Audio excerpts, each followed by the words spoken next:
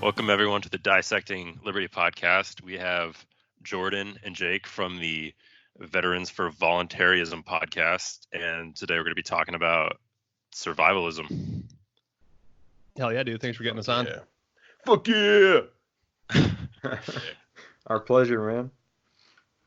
Yeah, so to start off, what training or research have you guys done on this topic?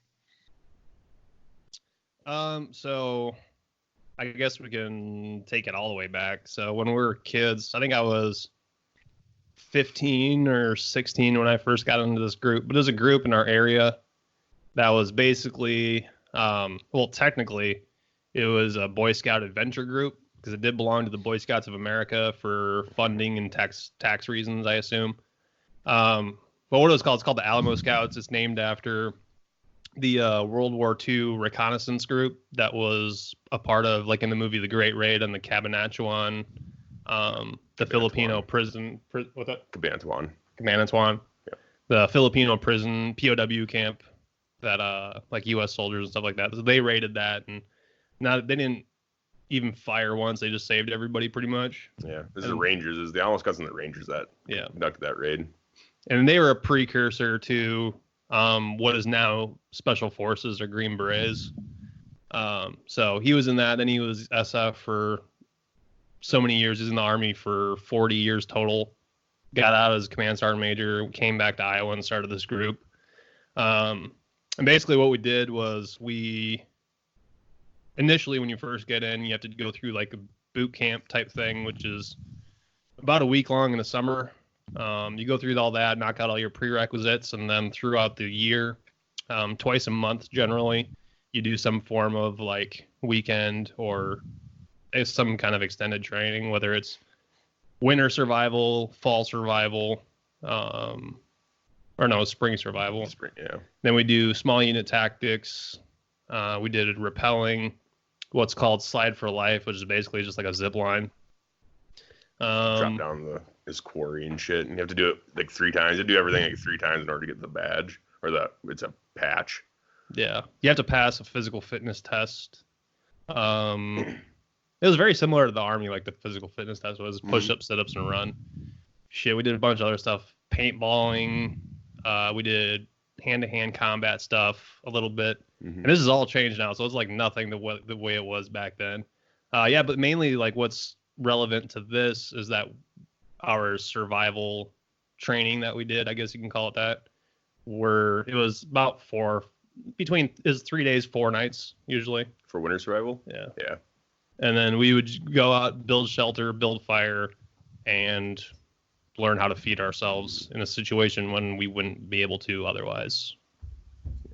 Yep. It was pretty fucking sweet. Like it was because Jordan, because you joined when you're early teens, and I wanted to be like my big brother and go out there and do it, but I was too young. But I ended up joining when I was 11. They had to make an exception because you were supposed to be 13 to join it. But since Jordan was in there, I joined a little early and stuff. So it was a fun little group and stuff. But yeah, like during summer camp is a week-long summer camp, and yeah, if I remember right, they'd feed us like once a day, and then if you wanted to eat more than that, then you had to go get it yourself. So we learned I learned how to like dig frogs and shit when I was there, and fry up frogs and fish without a fishing pole. We just get line and a hook. Yeah, the good thing is it was right next to a trout stream. Yeah. So we'd throw our lines out there and have to get our own worms from, go out there and find some worms and fucking hook it to your hook and throw out there for a trout stream and kind of without poles and stuff. So it was pretty cool to learn, especially as a young kid. So that's where we learned most of our shit when we were young. And then obviously from when we were in the Army, we learned how to eat MREs. So that's cool. Yeah. When we did our spring survival, the thing that I remember the most that I thought was probably the most beneficial, even at a young age, was like learning how to collect water when there's no like rain or any kind of water source. So learning how to like collect like dew and condensation and stuff like that naturally throughout the night and accumulating it that way. It's pretty cool. But I mean, we had a lot of fun doing that shit. And then later we joined the Army. And in the infantry, learned a little bit of this stuff like that, but really not a whole lot. Not enough, I don't think, but not as much as you'd think. Being in the Army, you'd be able to go out there and fucking do whatever you need to do with little support, but they didn't really teach us a whole lot about survival tactics and stuff in the Army. But I don't know, yeah, that, and then just growing up in small town Iowa, we did a lot of shit out in the woods. Like, grew up hunting and fishing and stuff and everything else, and we just get bored and just go out in the woods and fucking wander around and try to find your way back home. So yeah, a lot of shit like that. Wow, that's pretty extensive. It's more than a lot of people. Yeah, I guess, yeah. Yeah, I definitely wouldn't call myself a fucking Bear Grylls or nothing, but at the same time, I feel like if I had to, I could, live out and survive and everything else. Well, I mean, when are you going to get your own TV show? Yeah. Iowa Survival. That's right. We'll just call it Child Soldiers, and we'll start another Alamo Scout group. There we go. It's going to be like Dance Moms. Yeah. The funny thing is, like, when we were in Alamo Scouts, we would do like parades and shit like that for Memorial Day, and we'd be like following a Jeep, like marching and shit. We'd be like, "Oh, just your local militia, nothing to see here, guys." We had like a mounted fucking M60, or what was it? Like it's an M60 on a Vietnam era Jeep that Gary got because he's the fucking bread maker for Alamo Scouts. Yeah. Wow. Just fucking strolling down small towns in Iowa, doing parades as a child holding an M60. Yeah. For a little while there, like when I got into it, for a little while, there were cops that would come out during the summer, like our summer training, our basic training thing. And just kind of like, oh, people were complaining about you guys fucking doing patrols through their fucking woods and shit. Yeah. Well, that's another thing too. Yeah. Because during summer camp, we'd have to go out and do these mock POW raids, and man, that was fucking wild. We'd have to go out there at night, so use the cover darkness, conduct this raid. And I remember one time we had to go out. The POW camp was 11 miles away from our camp, so we had to walk 11 miles out, conduct the POW raid, rescue the POWs, and bring them back to camp before sunrise. As a fucking 12-year-old kid, that was pretty rough, man. Walking fucking 22 miles in one night. Dude, a lot of those FTXs were harder than FTXs we did in the Army. Fuck yeah. It was like one time we were patrolling down, and we're all carrying guns with blanks and shit, and like M16s and M4s and Springfield 03s with blanks and shit. And we were walking through this dude's lawn, and the fucking yard light came on, and he was out on the porch. He's like, "You the kids with Galen?" We're like, yeah. He's like, oh, okay, have a good night. We're all strapped fucking guns and camo paint and camouflage, and we're walking through this dude's lawn. Yeah, we all had AKs and fucking Springfield 1903s, basically. That shit was funny. It's basically Red Dawn in his childhood. Yeah. Well, that was a lot of cool stuff. No, yeah, for sure. That sounds awesome. I wish my childhood had been like that. Yeah. Well, I guess getting into it, the next question is, what events or scenarios do you guys think are most likely to occur in the U.S., and if you want to get into it, specifically your area? Well, the good thing about living in Iowa is that Iowa is about 10 years behind every other state, and then about another 5 behind that in our own county. Mm-hmm. So if anything like crazy, to answer your question, I think what's going to happen that like nationwide, and it's going to happen relatively quickly, but maybe slowly to like spread, is going to be some kind of financial crisis. So I think our currency is on the verge of collapse. There's a lot of leading economists that are really pointing to that. And once that happens, once there's no currency of the land, I guess, I think a lot of people are going to starve. And then when people start starving, they start getting pretty barbaric and killing people to take shit, you know what I mean? Because they don't know how to forage or hunt or prepare food naturally. So I think there's going to be that. But, I mean, luckily for us, I think in Iowa and the majority of the Midwest, it's probably going to be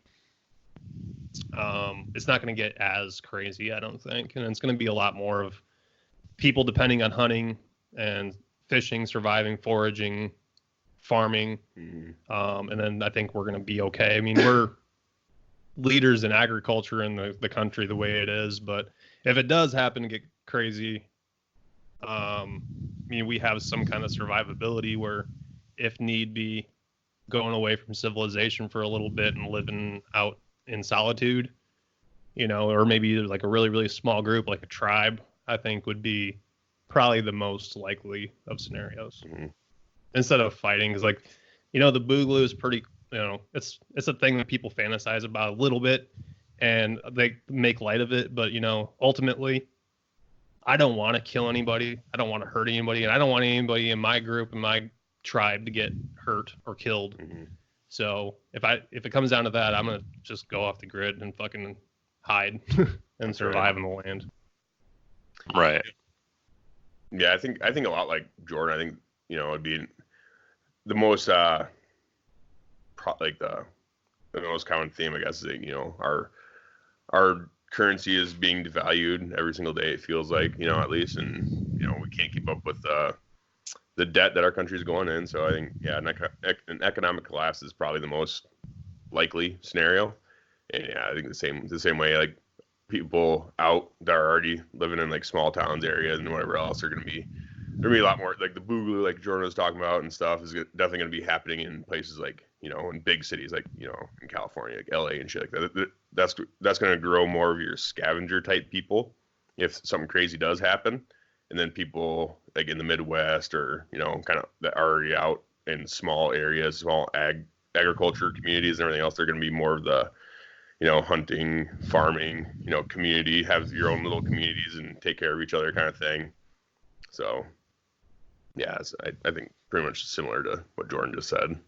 Yeah, and to kind of attach something else to that, like, you can generally tell if you're living in a pretty good geographic area by any kind of natural disaster that's happened in that area and how people react to it. So, like, in larger metropolitan areas, if some sort of natural disaster like wildfires or like some crazy out of control fire like in California, you know, people can get, or hurricanes like in fucking New Orleans. People got pretty savage pretty fucking quickly. I mean, here in Iowa we have floods relatively frequently. Rolling blackouts, snowstorms where you're getting locked up in your house because you can't leave. And we manage just because we have for so many fucking years. It's not something that's rare, you know. Well, the thing around here too is that you see, especially if there's a really nasty snowstorm comes in, you see a lot of people get out and they start, they dig themselves out, and then they're like, oh shit, my neighbor needs help, so they go over and they start digging out their neighbor, you know, shit like that. It's really cool to see. But then, yeah, you see a hurricane in New Orleans, and the first thing everyone does is like, oh fuck, I gotta get to Nike store and rob all their shit. Yeah. They need some new kicks. Yeah, so they go and start fucking looting and scavenging. Yeah, I'm out of Louisiana, and like I remember Katrina. I was in northern Louisiana at the time, but my dad was deployed to help with Katrina, and he has some crazy stories. That was a clusterfuck. Oh, for sure. in every sense of the term. Yeah, we had a friend that was in the Illinois National Guard, fucking Haro. And he said when he went there, because he was active duty first, then went National Guard. But he said he got almost in as many firefights in that little tiny bit in New Orleans than he did in Iraq. Yeah, he said that shit was wacky. Oh wow. But yeah, going back to the like survivalist tactics. Like, you know, if anything does crazy happen in this country, I definitely think that it's going to revert back to your abilities to live off the land and make yourself like, yeah, because if all of a sudden money's worthless, then you need to go back to like bartering systems, and you need to be able to make sure you have food, water, and shelter, you know. So people that can make shelters are going to be profitable because they can barter with someone that can grow and make their own food, or, you know, have their own livestock. Where I was like, hey, if you give me some fucking goats, I'll build you a fucking house, man, or I'll build you a shack for your goats to keep them safe and stuff. Like, that kind of bartering system is going to be very, very prevalent in case, you know, shit hits the fan or whatever else. Right. It's not like you need to be excellent at every skill. It's, can you trade what you're best at for what you need? Exactly. Yep. Yeah, you just have to have something that brings value to the group that you're with, you know? Yep. Yeah. So I guess the next question is, what skills do you think are most important for a survival scenario? Yeah, so there's I think it's the big three is what they call it. So it would be shelter, fire, and water. Mm-hmm. So you need some sort of something to keep you out of the elements, something that you'll be able to cook food on or stay warm depending on the season, and you need water to live. So whether it's a water source or it's water collection and purification, those are the three biggest things to need to really live out in the wild. Other things help too. I mean, if you actually go out in the woods sometime, and I'd urge everybody to do this at least every once in a while, is just go out in the woods, build a shelter, and sleep in it for one night, at least one night, and see how it feels. And make sure it's, not during like a rainy season or super fucking cold, but also don't make sure it's like, the fall or spring where it's really comfortable. You want to be able to test your shelter and your shelter making abilities as well as your collection of resources to develop a shelter or to collect some form of water, and drink purified water too. It's fucking gross. Yeah. But you want to make sure it ain't going to make you sick, because if it does make you sick, at least you can go and get help now. Yeah, and that's the biggest thing with fire, being able to build fires whenever you can, because you can go collect up water and then boil that shit for a while, and then, it's drinkable. So you make sure you get all the shit out of it. But yeah, no, I definitely think, as in survival tactics, the first thing, and this isn't just if if we have an economic class and everything goes crazy and America is fucking plummets into fucking barbarian times. This is like if you are out there and you get lost, or you're involved in a plane crash or something crazy like that.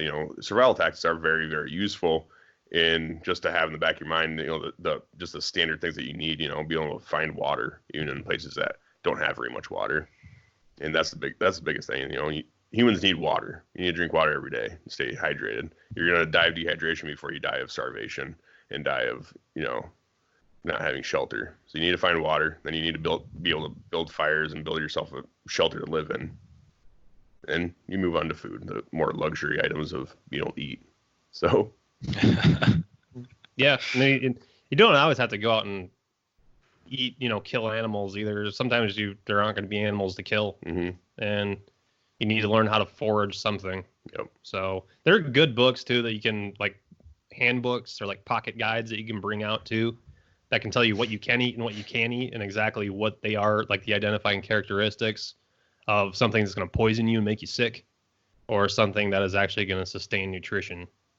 So those are good things to get into. They're really basic ones. I don't have the names off the top of my head. There's also some really good Army field manuals and stuff like that. Like the Special Forces ones are pretty good as far as to what to do. Ranger Handbook has some good stuff in it too. Yeah, that's your basic shit in there at least. Yeah. So at least when we were in that group, when we did our survival training, we used the Ranger Handbook most times. Yeah. So, like in a winter survival scenario, what are some things that you could find to eat? Because that seems like it'd be the hardest season to find something to like forage for. Honestly, oh sorry. No, go ahead. I was gonna say, honestly, for me, I think winter's amazing just because I grew up in Iowa where it snows a lot, throughout winter. But I think winter survival is like surviving anywhere in cold temperatures is probably one of the easier places too, because you're surrounded by you're surrounded by water. It's frozen water, but it's water. So at least you can collect a shit ton of snow. As long as you know how to make a fire, you can melt the snow down. Then you have fresh water to drink. And then building shelters is actually pretty easy too, as long as you can. If you are in a place with like a wooded area, you can gather up a bunch of sticks and make a little lean-to like bungalow with sticks and lean up against another tree and make yourself a little hut, and then you bring snow up and use that as insulation on your roof and stuff. Yeah, that's very useful. In terms of food in a winter survival situation, you're probably going to be mostly a carnivore, because you're not the only animal that's looking for something to eat. So generally, snares, traps, stuff like that are really good to set up in the wintertime. And also the good thing is in the winter that's I guess exclusive to winter that you won't find in like the summertime is that you can leave your meat without rotting for an extended period of time because it's going to naturally refrigerate it. Mm-hmm. So, in the summertime, if you kill an animal, you're probably gonna have to eat it all like right away. In the wintertime, you can store some shit. So that's the added benefit. And a big thing for me too, like I love hunting like right now, it's one of my hobbies. And if you just pay attention to what other animals eat, like other like herbivores and shit, like what they eat, then what other animals eat, generally humans can consume as well. So if you know what, other animals feed off of and what gives them nutrition, then, you can go out around here, we have white-tailed deer that they scrounge up and eat a lot you have to move the snow away, but there is a lot of shit that's stored under the snow. Like you find an oak tree out in the middle of the woods, you can move away that snow and you're probably going to find some fucking acorns. There might be some good ones to eat as well, but you'll find some acorns and some other nuts and shit from the trees that, are covered in snow, but you can probably still eat them and stuff like that. So just pay attention to what the animals are doing as well. And then you can, kind of either eat what they eat or, you can kill yourself an animal and eat that. That's really good. So what are some of the biggest misconceptions that people have about just how to survive or So a lot of things that I've seen in the past with like survivalist groups is they generally pack way too heavy for like training for survival. It's like, I get, bring some creature comforts for sure, but at the same time, you want to like learn how it sucks, especially in the wintertime, like going out and living outside in the winter, especially in Iowa, it's like fucking Arctic temperatures, dude. Like, especially you get out in the wind, it's easily 10, 15 degrees colder than it is outside of the wind. Mm-hmm. And you kind of want to feel how bad it sucks. At the same time, you don't want to bring too much like snivel gear because you need to test out your shelter making abilities and how well it's going to be insulated, as well as, building fire and stuff like that. So eventually your gear is going to deteriorate over time, and bring some in case of an emergency for sure. But you kind of want to see how that goes. At the same time, a lot of survivalist groups don't really train like how to live in that situation. They'll bring like, 10 days food supply and stay 10 days out in the bush, and it's like, you do kind of have to go out and hunt a little bit or forage for food, stuff like that. And, learn that skill, because that's that kind of shit. Like, you don't just pick up, you need to be taught it. Yeah, right. I think a big misconception on survival skills. Like there's a lot of people that are interested in survival skills and stuff, which is great. But a lot of people, they look it up or they read a book or they watch Bear Grylls, like I mentioned before, and it's like, oh yeah, I could survive out there. I watch him do it, so I know what he does. So I can do the same thing. It's like, well, you need to actually test out the theories that you find. So find out what works and what doesn't work. And figure out what area you live in, what you spend the majority of your time, but also look into other areas and stuff. But you need to actually test out what you think because that's the only way you're going to actually figure out if it works or not. Right. Yeah, in addition to all that, like fucking go hunting every once in a while. You don't have to be a big, huge hunter. Like Jake's a huge hunter. He hunts, 3 seasons out of the year? Yeah. 4 or 5, actually. Yeah, usually start, this, at least lately I've been starting from September to, end of January or mid-January. It's hunting season for me. Yeah. And like I go like maybe once every other year. Yeah. So like the thing is though, is that if you learn like how animals behave and how to get into the psychology of whatever you're trying to eat, it's going to help if you don't have the same equipment during those hunting seasons. So if you're on your second month in the bush trying to live off the land just because you have to, you're probably not going to have a shotgun and a bunch of trucks and dudes to go push them out. You know what I mean? Mm-hmm. But if you know what deer do and during what seasons, what they gravitate towards, you can at least stake out some areas to get something. Because if you get a deer, dude, in a situation like that should have lasted you a while. Oh yeah. Mm-hmm.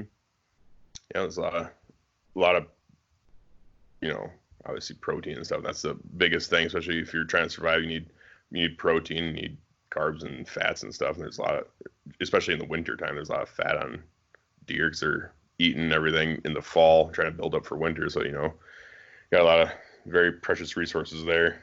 And also, like you're saying, no animal behavior. And it's the same kind of thing. Even if you're not, they want to get into hunting or anything else, but knowing what deer do during certain times of the year will also save you if you're fucking driving around in deer country. Like around here, people are hitting deer left and right. It's like, well, it makes sense because they're rutting, so they're running through the roads and shit, and so you gotta watch out just for your own sake of your vehicles, so you're not smashing deer all the time. But yeah, no, I don't even know where the fuck I was going with that. Sorry. Yeah. No, you're going with animal behavior. Oh yeah, animal behavior and shit. Yeah.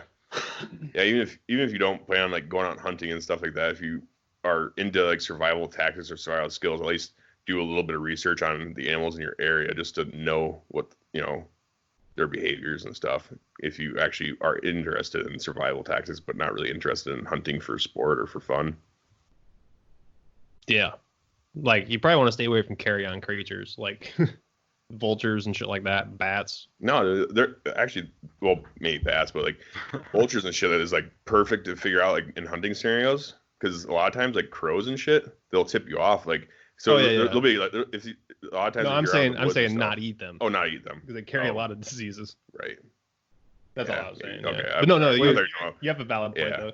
Yeah, but you guys didn't hear that saying you shouldn't eat bats is incredibly racist? Yeah, that's new to me. I don't want to eat bats just because they're too small. Like that's what it's like an appetizer. I'm not gonna waste my time eating a bat. But it's riddled with coronavirus apparently. Oh, is it? In China, I guess. Damn. So the coronavirus came from bats? That's what they say. I don't know. I think coronavirus is fake. If you're gonna eat something with that little meat on it, eat a frog. Yeah, hell yeah. Right. Frogs are good, dude. Yeah. They're a lot easier to kill than bats. Too. They're not flying. Yeah, just grab them by their legs and fucking swing them around. Jake, you're talking about like crows and different scavengers. So where were you going with that? Oh, okay. So like, if you are out there in the wilderness, wherever else, let's say, and say you're hunting, or you're out there for survival and you're trying to hunt. If you pay attention to crows are fucking smart, like really, really smart. And a lot of times they'll be circling, like, I don't know, say you're out west or something like that. If you pay attention to crows and other scavengers, they'll be circling live animals, waiting for them to die. So if you follow, like if there's crows circling or vultures circling an area, there's either something dead, and it might still be fresh enough to eat yourself, or B, there's live animals there those birds are waiting for them to die. So if you go out there and pay attention to the other birds that you're not necessarily hunting or trying to eat, they could lead you to life, to where you are trying to get to find an animal to hunt or animal to kill or whatever else for your purpose, so that's why I've noticed a lot and stuff beyond the woods and everything else. So that's pretty cool. Yeah, in my neck of the woods, there are vultures that circle like dogs in people's backyards. Yep. So. Oh yeah.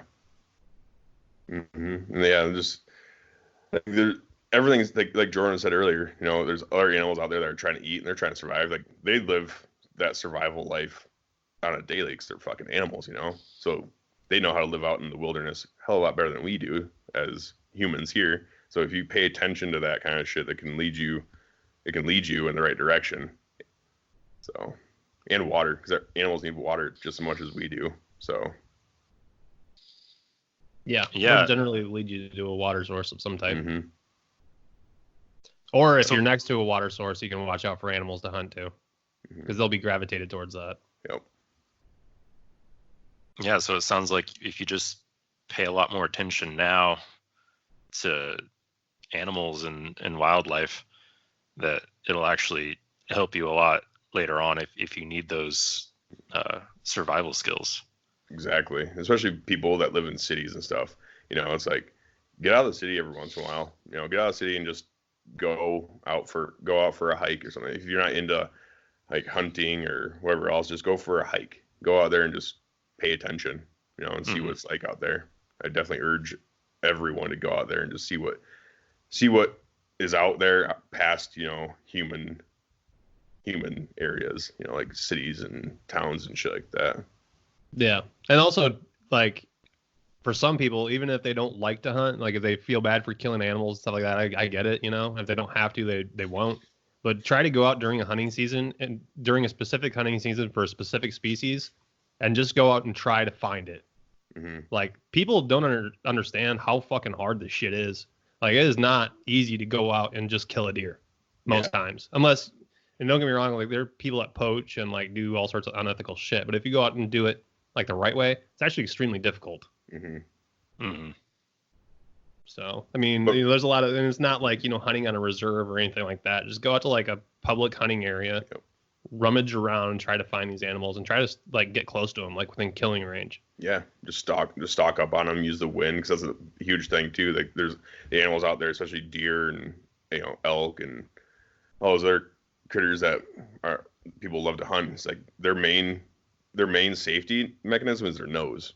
So you got to pay attention to the wind and everything else. If you want to try fooling an animal, you got to make sure the wind is not blowing towards those animals, because it's going to blow them out and you're never going to get close to them. They'll smell you from a fucking mile away. So that kind of stuff is really cool to go out there and try to do, even when you're not. Like me, like outside of hunting season and stuff like that, I still go out in the woods and just try. Like, if I see a deer or something like that, I'll try to get as close as I can to it and try circling around, just put a stalk on them, even though I'm not trying to kill it at that point in time, to see how close I can get to them. Yeah, or just go out with a group of dudes that are going, and you don't have to kill anything, but watch them field dress one too. That's a big thing there. Yeah, because, like, you have to know how to get the meat prepped to eat. Mm-hmm. And, like, you can't just go out, kill a deer, drag it back to camp, and start fucking cutting off ribeyes. You know what I mean? Yeah. So you gotta, like, get all the organs out, drain it, skin it, get it ready to eat. Like, it takes a little bit of time. Yeah, but know what organs you can eat and what organs you should stay away from. Yeah. You probably shouldn't be eating intestines. Everyone knows that. But at the same time, there's a lot of organs inside of animals that people just throw away that are very, very good to eat and are very good for you. Yeah. Or if you, like, go through the deer, like an animal's bladder or intestine, and get shit or piss on the meat's spoiled. It's done. Yeah. You can't eat it. So it's not like you can just, like, dust it off. You know what I mean? Like, that shit will fucking probably kill you. Yeah, I mean, it depends. It very much depends on, the situation as well. If you get a little bit of shit on there, it's not gonna. Oh yeah, it's definitely not gonna kill you, wipe it off. But if you gut shot a fucking deer or something like that, it's just, or you hit it with, like, I hit one with my car and I was trying to, keep it, and I couldn't because the fucking guts were all, like, it blew her up from the inside, and there's just shit everywhere, and you can't eat. There's only so much, shit you can deal with on your meat before it does spoil. But yeah, definitely field care for animals is very, very important after you kill them and everything. Yeah. So I guess let's get into like maybe like the gear aspect of survival. The first question is what should you carry on your body every day? A lighter or some matches, for sure. A knife of some sort, and if you want to, maybe like a flint, so you could be ready to strike a fire whenever you can. But ultimately, you are going to need to know how to start a fire without a flint. Yeah. It's difficult. It's an all-day task, but it can be done. But in like a hip pocket, random, like your car broke down in the middle of nowhere or something like that, and you need to build like a makeshift shelter or some sort of like warming, like some sort of source to keep you warm. Yeah, a flint and a lighter, be good. Yeah, for me, keep water in your vehicle, and maybe like a meal, like a day's worth of food, like food that'll last a long time, like an MRE, or they make other ones too. Can't remember what they're called now. They're Blue Mountain or some shit. Yeah, there's a shit ton of them out there. Yeah, like Mountain House meals are really good too if you're looking at that thing for, for emergency situations. But like every day for me, like everyday carry, I always carry a knife with me, and like in my vehicle and stuff like that, I always have some paracord. Like I stock up on paracord. That's very important to have for if you're trying to lash together some stuff for making shelters or whatever else, if you're out there. and something crazy happens. But first, your first aid kits and stuff. I always, like me, for my everyday carry, I always usually have a knife on me whenever I go somewhere, and a gun. I usually have a gun on me if I'm traveling far distances and stuff, and your first aid kits and all that good stuff. And they do make these cool little things, or like eternal lighters, or it's flint, that you pull off and you can, strike it, it'll get flint, but that is good for a long time. So I definitely, if you're looking at survival, look into that kind of stuff, like those flints and stuff. So then if you, matches and lighters are only good for so long, but those flints and shit that they make, those are good for years. Yeah. Another good thing worth having, I guess, would be like some sort of like the wind up powered flashlight radio things. Those are pretty good. They usually have like some sort of signaling beacon or something like that built into them too. But I used to have one of those in my vehicle for years. I don't have it anymore. But the last time I broke down in the middle of nowhere, I had a cell phone, so I just fucking called somebody. Yeah. But like sometimes you might not be out somewhere that has reception, or your phone might die, or you might be stranded for a couple of days. That's not unheard of. So having water, food, and something that you can stay informed on, like with hearing the weather patterns and what's going on, so you can get an idea of how long you're going to be in place, and then maybe getting on foot might be worth it too. Or it might not be. You could go out into like Arctic temperatures and fucking die from hypothermia. But just be aware of what's going on, and having situational awareness is definitely a good survival mechanism. Yeah, that's probably one of the number one things too, is situational awareness, like being able to, I don't know, pay attention to shit is a huge thing that people don't do every day, which is fucking sad. But yeah, like Jake, I carry a knife and a gun every day. But that's just because, we're paranoid as fuck. So, But having some shit in your vehicles is always good to have. Like in my vehicles, we always, especially in the wintertime, we always have, at least a blanket or two, and a first aid kit, a little wind up flashlight, and a shovel, especially in the winter. Shovel's a fucking game changer. Yep. Even just a little collapsible fucking e-tool. It doesn't take up much space. Yeah. What about you guys? I'm curious on what you guys. What's your EDC? Oh yeah, Cotton. Did you want to? Yeah. I mean, I have a pocket knife, and I don't have a concealed carry license, so I don't carry. But that is coming very soon. And when it comes to like car stuff, because like I said earlier, I'm in Louisiana. The biggest issue is the heat. You can't keep very much in your car for that long during the summer. Like I usually keep some water in there, but you have to switch it out constantly just from evaporation. And then you don't know like how much of the plastic crap is getting into the water from the heat. And then the other thing is about like having a pistol in your vehicle. You got to switch out the ammunition every now and again, because you don't know, condensation might build up in there and they may not fire. But just everyday carry stuff. I mean, I do carry a lighter and a pocket knife. Have some rope in my car, and golf clubs. And golf clubs? Yeah. Nice. Oh yeah. Hey, boredom's the number one killer, dude. I have a giant Ziploc bag of golf balls and my golf clubs in my trunk. So. Oh yeah.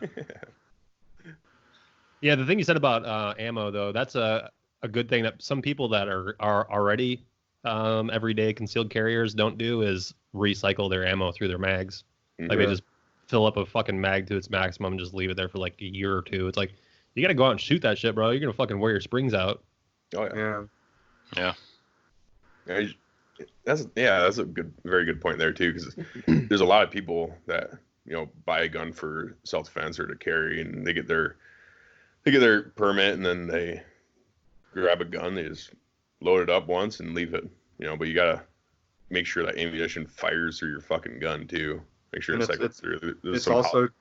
It's also just a good idea to practice. Yes. Oh yeah, for very, sure. very much. Mm-hmm. I don't doubt that there are just a ton of people that get the license and then get the pistol, and that's it. You know, like they've had the license for 3 years, and the last time they shot was when they got the license. Yep. Mm. Yep. Very much. Yeah, it kind of goes back to everything that we were talking about before too. Just if you're gonna pride yourself on these skills, then you got to make sure you keep up to date with them and go out there and practice with them. That especially reigns true with, you know, shooting your guns. If you're going to carry a gun, you should make sure you should shoot that shit as frequently as you can. Shit, yeah, hell yeah. You also have to do some realistic drills, man. Like, Yeah. fucking, don't get me wrong, like 3-gun and IDPA and fucking USPCA and all that shit's all fun and games. But look at like what happened in that church shooting in Texas, dude. Like, have you guys seen that video? Yeah. Yeah, like the first homeboy fucking stood up, drew like the slowest draw I've ever seen. Yeah. Oh man. On the muzzle end of a fucking, what do you have, a shotgun? Shotgun, yeah. Mm-hmm. Like right there. And it's like, well, yeah, no shit why you're dead. You fucking have no sense of like even the most basic tactical knowledge of, number one, if you die, you won't live through this. Right. And you never draw on a person that has a gun pointed at you already. No. You put your fucking hands up and you wait for him to turn around, wait for an opportunity to draw. You never draw when he has the upper hand, you know? Yeah. You never draw when the gun's already pointing at you. Yeah, and then the one guy that did training reacted in a realistic manner and got a super fucking long shot off, but yeah. But yeah, you know, like doing realistic shit and like staying current in your skills for sure, dude. Like people that are listening to this, like go out and watch some videos of gunfights and like people that are really good at it, dissecting it. One thing that Jake and I used to watch all the time was Active Self-Protection, the YouTube video. Dude's goofy, but the dude is a little bit goofy, but the fucking videos have some quality shit in them. Oh yeah. Like, and it's a lot like people making really, really bad, you know, death-causing mistakes. Mm-hmm. Or some people that make really good fucking tactical decisions, and you know, you can learn by watching stuff like that, because gunfights aren't like what you see in movies or what you know hear about or what you fantasize about. Like, and they're really, really quick. They happen very quickly, and one person usually dies. Mm-hmm. Oh, that's for sure. Hell yeah. Yeah, in terms of my EDC, I always have a knife and a gun. I usually have like a lighter in my backpack, carry a flashlight, at least like a small multi-tool. I usually have like a bandana like in my bag. And then that's about it. Hell yeah. The one thing you can't have enough of though too is like first aid stuff. No, for sure. You know, I buy a couple tourniquets. Those cats are really cool. They don't ever, you know, they don't have a shelf life, so you can keep them forever, stash them away and stuff. So bandages and shit like that. Yeah, and also with first aid shit, some of that shit does expire. Yeah. And it's pretty imperative that you keep an eye on that shit too. Mm-hmm. Like if you are, you know, hoarding a bunch of Quick Clot or something like that, Right. you know, that shit can go bad. Yeah. When you need something like that, it's not a good thing. No. Oh yeah. Yeah. So I guess moving on to the next question, is there any point to surviving if you don't look cool? Not really. That's why Jordan wears Adidas regularly. Hey, you gotta fucking look good and feel good. That's right. Look good, feel good, are good. That's my motto. What does SF dude say? If you don't look cool doing it, it's not worth doing. That's right. I think it's Navy SEALs. Was that SEAL? I think so. No, I mean, at first you have to look cool, dude. I mean, if you're not looking cool every day, then fucking shame on you, dude. That's right. You're doing yourself a disservice. That's right. But let's just be real. After a while, you're gonna be looking gnarly, smelling gnarly, feeling pretty fucking gnarly. You're not gonna be obese. That's pretty cool. Obese people won't survive, and you know, and if they do, they're not gonna be obese anymore. Yeah, we won't have these fucking tacta nerds out there with their fucking funky ass plate carriers that don't fit them properly and shit.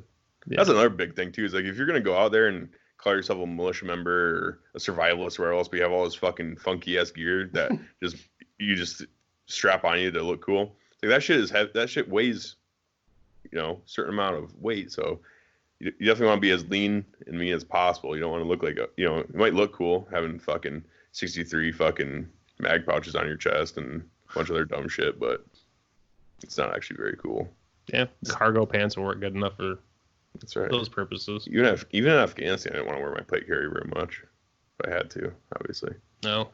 Shit fucking gets heavy and uncomfortable. I don't know why people want to dress up like that all the time. It's fucking stupid.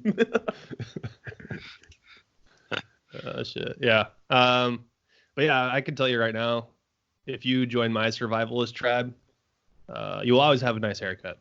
Yep. Always. True. Unless you don't want a haircut, but you'll still be having a nice looking head of hair. Mm-hmm. Actually, I think in our group, you'd be forced to have good hair. Oh, yeah. So I mean, if you got some gnarly fucking cowlicks going on, or you just fucking go out and just leave. That's right. Do y'all have Rogaine in your EDC, just in case? For bald dudes? No, I just mean time passes. Like the requirement is you have to have cool hair, and then then you age into. Hey, if you go bald, you can just shave the shit off. That's right. You don't got to rock the reverse mohawk. You don't ever really go completely bald. Like that's very lucky if you do. But most people have that fucking weird old man horseshoe haircut going on. Yeah. You can just shave that shit off because otherwise you just look ridiculous. Yeah, just come over to my hut and I'll fucking shave you down. Mm-hmm. Straight edge razor. It's like a Bowie knife. Right. Yeah, sharpened rock. That's right. Hey, Native Americans always had good hair. That's true. And Vikings. Yeah, Man, true. that's so true. Mm-hmm. Especially if you are living in an urban area, and you're actually having to defend yourself like constantly against other people trying to steal all your shit. You gotta have intimidation factor. Cut yourself a mohawk and douse it with blood or something. I don't know. Yeah, something. It can't be looking like a schmuck, That's No, right. fuck no. God bless. Yeah, we're gonna be like the Elven tribe. We're just gonna be a bunch of really pretty people. Mm-hmm. They were summon fucking spirits to fight for us. So speaking of tribes, how essential is it to form a community? What do you mean by that? Like, is it necessary? Is it realistic to be a lone survivor type guy, or is having a community like very important to surviving, like long term? I don't think it would be completely necessary, but I think people would go fucking insane. I personally think it's necessary to know how to live completely alone in solitude and survive. But humans are pack animals, and our lives generally are better when you have more people in it. Yeah, so I think it is. It's very important to have a community, but I mean, nothing's really essential besides. And we do better in numbers. I mean, if we're like in a scenario, this is completely unrealistic, but like no more built up civilization, all the technology and infrastructure we have is lost, and we're living on the land like strictly. We're not physically, individually more powerful than like a bear, No. So Yeah. you're gonna need a bunch of people that have the ability to make weapons or tools to fight off, a bear or multiple bears Mm-hmm. or wolves or whatever, even though it's extremely unlikely that a pack of wolves will actually attack anyone. But yeah, I think having some sort of like community would be in the long run for sure a necessity. But I think initially it probably won't be a requirement. I would prefer to be in a fucking group of people because I would go fucking insane being out in the woods by myself. I mean, to be honest with you, I've never spent like a night out in the woods by myself, but I can't imagine how like scary and fucking like isolated that shit would be. It's awesome, actually. I think it's fucking sweet, but not like all the time. Yeah, not for like Not a all year. the time. No, for you definitely go crazy. You ever seen Castaway? You made best friends with a fucking volleyball. You can turn into the Unabomber, dude. Wilson! Wilson, no! I'm sorry, Wilson. You go fucking crazy like Tom Hanks. Dude, even the Unabomber had fucking a community. He lived like next to a town. That's right. I think that's why communists are so attractive to some people. We just want our own little commune where we take care of each other. Which honestly, like, worst case scenario, shit hits the fan, fucking everyone gets shot back to the fucking Stone Ages. Then yeah, it's like, communities need to take care of each other and everything else. But that at that point it'd be a little bit different than a communist country. But yeah, I don't think one dude will be able to stand up to like another community of people either. And I think that's definitely a real threat too in a situation like that. Yeah, that's the biggest thing too, honestly, is like if you look at like, if shit hits the fan and, we're looking at a, completely reset culture, it's like the first thing that's going to happen are people are going to go crazy and start fucking killing each other. And the best source of protection is numbers. So the group with the most numbers is going to survive longer than the people with less numbers. Because like I said, humans aren't pack animals. Like you're actually very hard fought to find creatures out there in the world that don't have packs. Yeah. I think bears are probably the only ones, but even then they stay with their mom for years until they're viable by themselves. Mm-hmm. Oh, right, yeah. At first I thought you were talking about like a pack mule or something like that, but no, I get it now. Okay. Well, you need those too, either pack mules or, if you really want to get weird, slaves. See, first we went from the bat talk, and it's just a natural progression. That's right. That's right. Those fucking now we're at Mad Max. I'm not saying you're not enslaving people based on the color of their skin. It's like, hey, if you attack me and then we win, guess what? We beat you, and now we get all your stuff, which includes you. Sorry, you just attacked me, so I'm not gonna treat you like one of my own. So you gotta carry all my stuff. That makes sense. I've been watching a lot of Vikings, man. I'm sorry. Jake, you got fucking corrupted king energy, dude. Yeah. Well, it's not my fault. Like, when you have a bunch of Christian monks living in a monastery and they don't have weapons, then that's what we're at in this point of the conversation is fucking Christian monk slaves. Well, they were weak. They definitely do not have like a fly hairdo in general. So I think it's justified. Yeah, actually, they intentionally made their fucking hairdos non-fly. Yeah, that comes back to Jordan's point.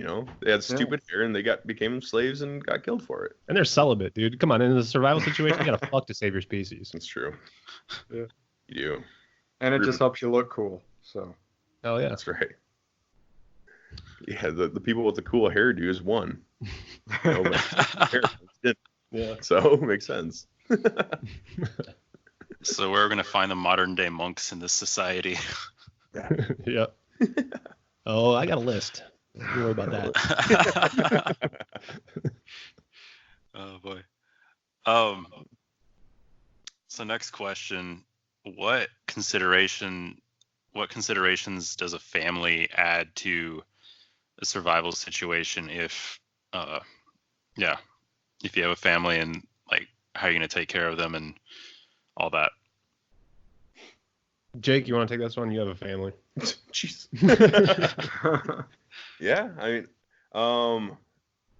I obviously, like we were talking about before, reproduction is very important, so you need to have family and stuff. But I reproduce. I just don't produce. Yeah, you try. I partake. Yeah, partake. No, like me personally, what I do is, I have a daughter, and I try to, she's just turned 7. Today is actually her birthday, so that's cool. But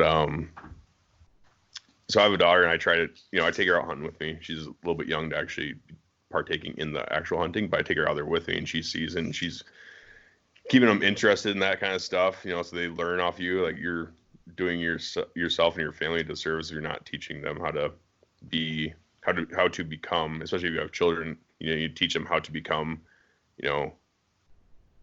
viable adults.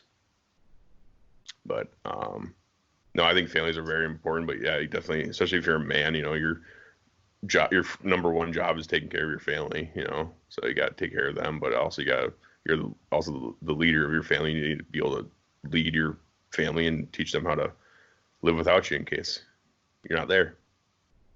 But in survival situations, like honestly, like yeah, having kids and a family is gonna be it's gonna slow you down for sure, obviously, but for good reasons, I guess.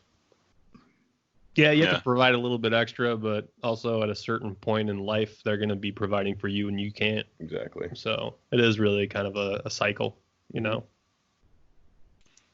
Right. So yeah, it's not all a burden, you know. It's just that it's more of like an investment. Mm-hmm. Yeah, exactly. Yeah, the biggest disservice you can do to your children is if you are dependent on an entity to take care of you, then that's how they're going to grow up. You know, that comes even without survival tactics or whatever else. Even just in today's day and age, you know, if you're a fucking piece of shit living off welfare and refuse to make anything of yourself, that's how your kids are going to grow up to be. But if you want to actually make yourself into something, then your kids are going to see that and they're going to want to make themselves into something as well. Yeah, exactly. Well, the rest of the questions that I had, we've already touched on. So, was there anything that you guys wanted to bring up? Yeah, I would just like to urge and implore people so one of the big things, like, especially we talked about hunting a lot on here, and it is very difficult to get into it if you don't know what the fuck you're doing. And there are a lot of people out there that are interested probably and just don't know anybody. That's difficult, man. But for those people, I would say go out, like I said, go out during a hunting season and see if you can at least find something. Like just go out and look, you know, and learn how to hunt them. I mean, you know, there are multiple resources you can get into without having it be passed down generationally. You know what I mean?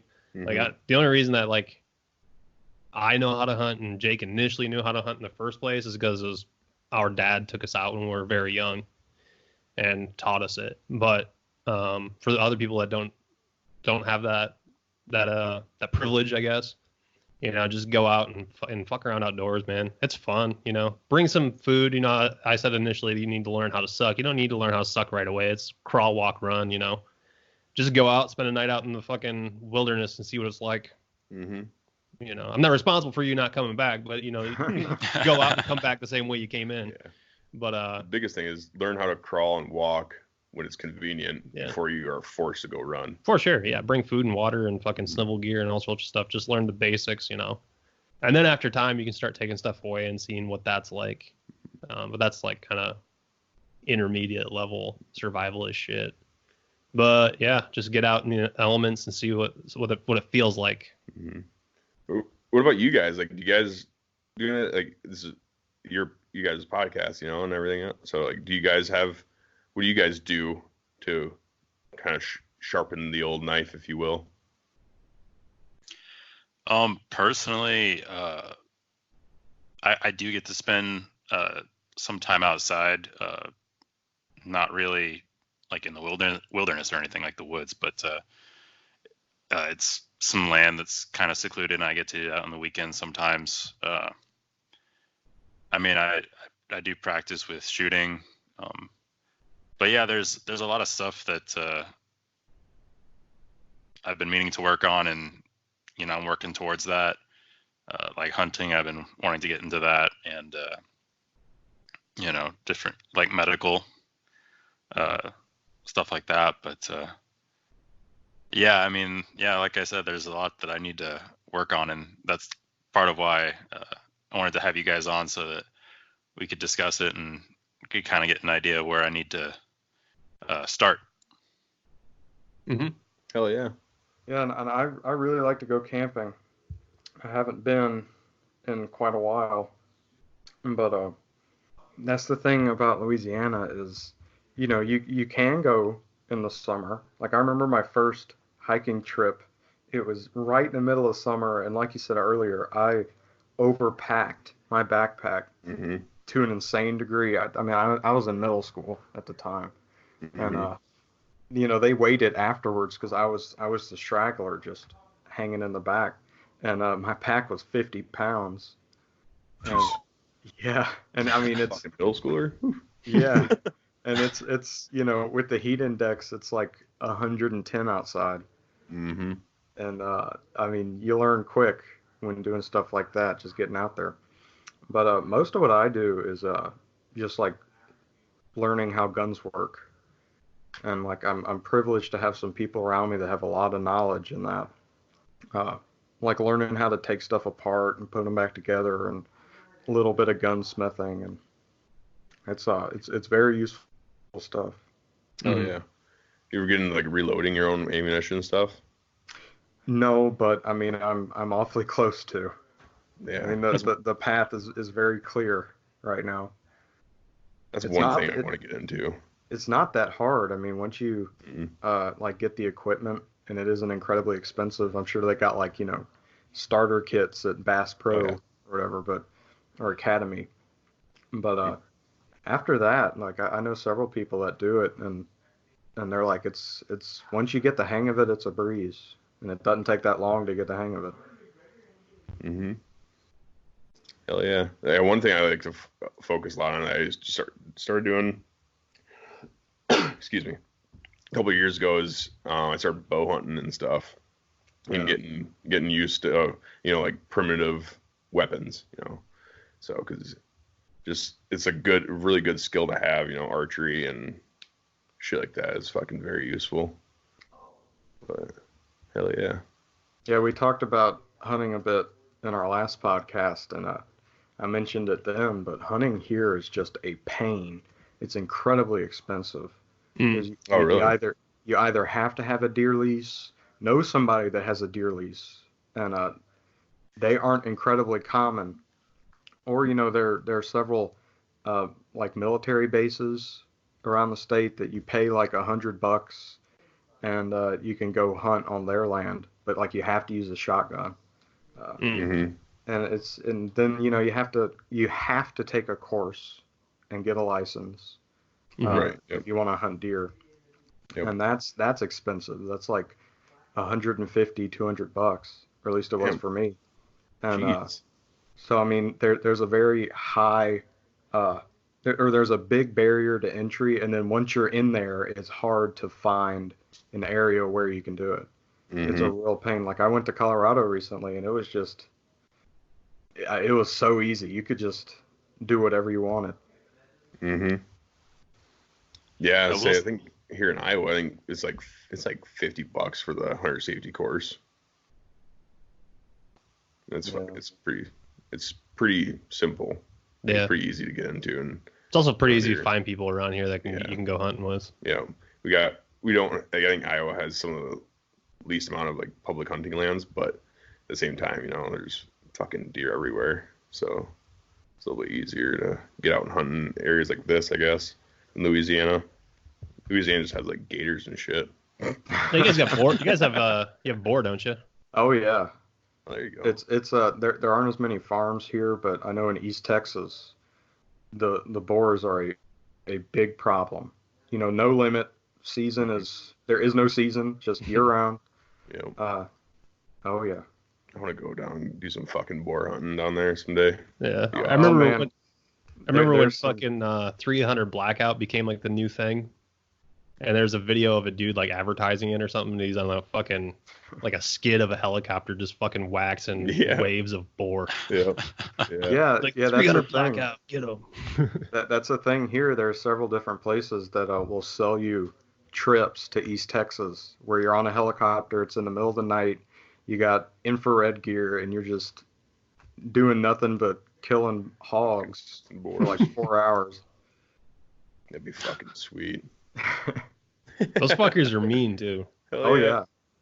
I was listening to this hunting podcast, and they went out and they did some pig hunting. And he said he shot one he was doing it with archery, and he shot this pig, and he gave it a little time. He went out there to find it. He blood trailed it and found it. And that fucker was still alive and charged his ass. Yeah. They're fucking ruthless. Yeah. I will say that a couple of years ago, I was tasked with eradicating the squirrels on my grandparents' property, and after I had killed like 13 or something like that, I did skin and gut several of them, and that was an interesting experience. I'd never done that before. I had like scaled and gutted fish before, but yeah, squirrel's a little bit different, and it's pretty hard to get the hair from like off of the meat if you're not doing it right, and that's squirrels are actually pretty tough to skin for really small little critters. I know that. Oh, sorry. Well, I know that some people they can do it really fast if they're or quickly if they're practiced, but yeah, if you're not used to it, then it takes a while. Yeah, the best way I know how to skin squirrels and shit is like, you score the feet around the hide, then go up towards the tail and kind of get them scored so the skin's still on there. Then you cut at the base of their tail, and you just put your foot down, you can step on their feet and just pull the tail, and it pulls all the hide off with it. Oh yeah. Yeah, that's what I've done. Yep. But it's still very meticulous. Yeah. Oh yeah. You gotta get it prepped up and ready to go. But otherwise, you're just gonna be fighting it the whole time. Yeah.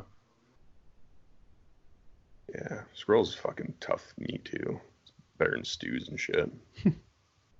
Yeah, it wasn't very tasty. I'll say that. I actually just ate squirrel the other day. My buddy fried some up because he shot one in his backyard with his pellet gun. And we just fried it up. I'm like, dude, this shit is fucking tough.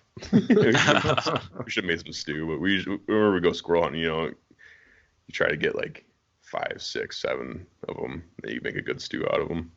Rabbit meat's fucking good. Oh yeah, rabbit's awesome.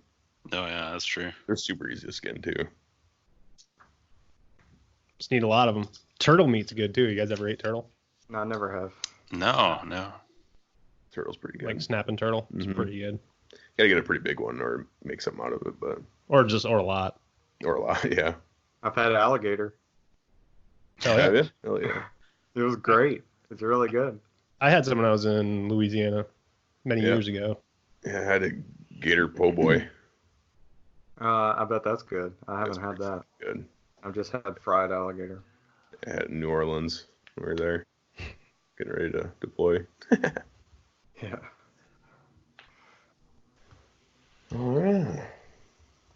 All right. Well, I really enjoyed this interview, and I feel like we got a lot of information. Mm-hmm. Hell yeah, man. That was awesome. It's always fun. This is actually my first podcast outside of V4V. Oh, nice. Yeah, so that's pretty cool. This is the first one I've done where I'm not talking about geopolitics or some craziness or libertarianism. Yeah, it's kind of refreshing too, because honestly, like Dane and Jordan are way more into geopolitics and libertarianism and stuff than I am.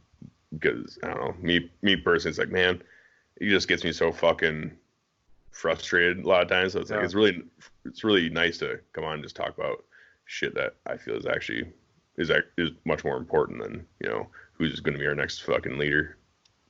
In quotation, leader. Yeah.